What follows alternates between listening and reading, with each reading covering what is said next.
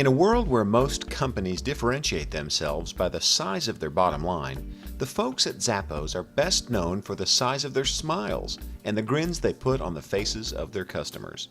While they sell a variety of products, it's their famous WOW service and 365-day return policy that's made them a success.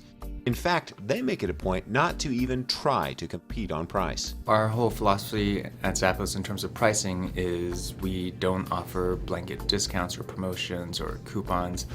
We really want customers to buy from us for the service and the selections.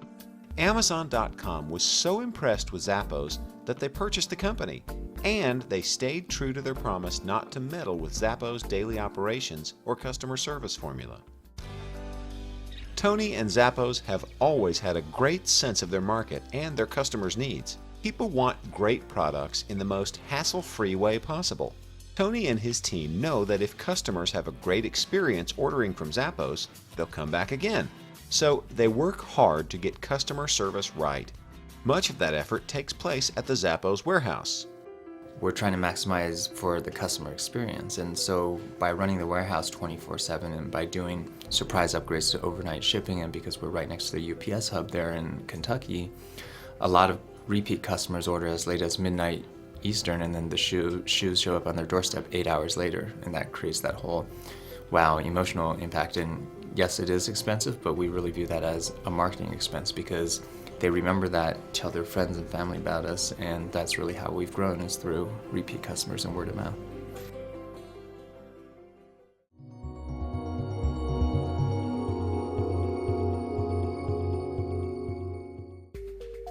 But what happens when Zappos gets something wrong? Do they hide behind strict company policies, much like other retailers? To answer this question, let's look at what happened when a very innocent error that was written into website code at their sister site, 6pm.com, created a bit of a headache. We had a pricing error where we accidentally marked down products way beyond where they were supposed to be marked down, and even though it was only for a few hours and it was in the early morning, by the time we caught it, we had lost over $1.6 million worth of products. It affected about 20,000 styles, so it was definitely a hit. We felt it from a margin perspective and from a financial perspective. However, like most companies, Zappos was protected by a very clear policy that reserved them the right to cancel orders based on mistakes. You are well within your rights. You do build that into the site to cancel orders if there is an error. But clawing back huge discounts from loyal customers would be a public relations nightmare that would badly impact a brand whose success had been built on great word of mouth. What would you do in their shoes?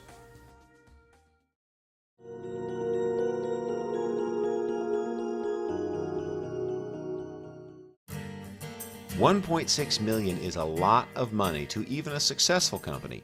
But for Tony and his team, there was only one clear solution: honor Zappos' commitment to great customer service. You know, for us, it wasn't even a debate. We knew we had to fulfill those orders and honor the orders that were placed. But it's interesting because some people ask me, how did we come to that decision, or was there a lot of debate over it? And for us, it was just an email chain. Okay, what do we need to do now to follow up on this? Have we fixed it, and so on? But there was really never any question as to whether we were going to honor the pricing. And marketing is all about building profitable customer relationships.